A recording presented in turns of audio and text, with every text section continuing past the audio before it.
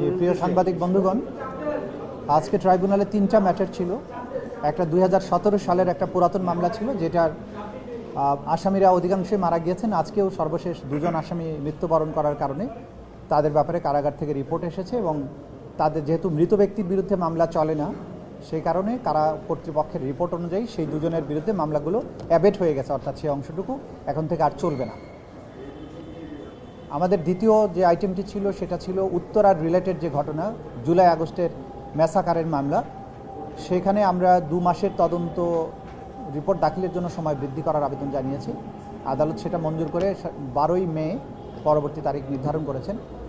ওই একই মামলায় 2জন আসামি এডিসি ইকবাল এবং ওসি মুজিবুর রহমান, উত্তরা পূর্ব থানার সাবেক ওসি, এই 2জনকে জিজ্ঞাসাবাদের জন্য আমাদের তদন্ত সংস্থার কাছে 1 দিনের জন্য হস্তান্তরের জন্য যে আবেদন ছিল সেটিও আদালত মঞ্জুর করেছেন।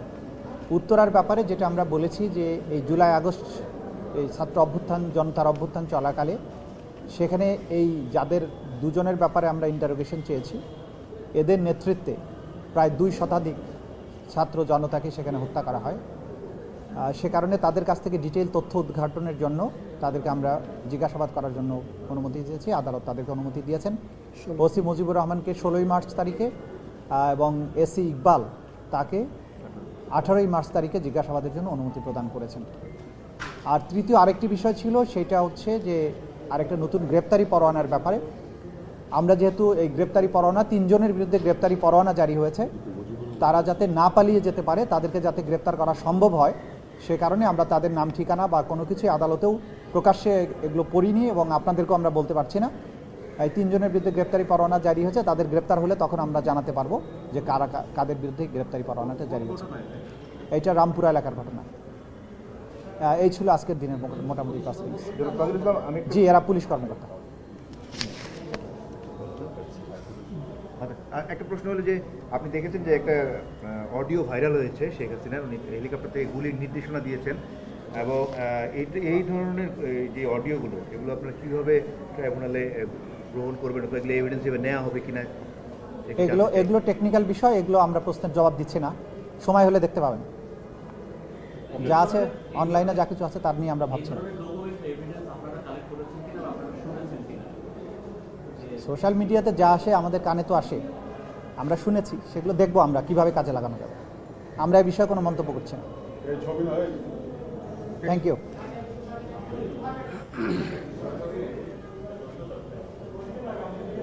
না, উত্তর দিবে না মাসুদ, যতই খোসাক লাভ হবে না। Thank you. প্রশ্ন যৌক্তিক, অযৌক্তিক না।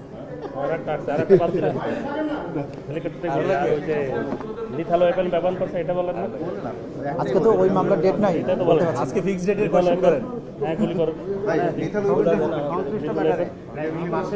আমরা এই ব্যাপারে তো আগেই বলে ফেলছি।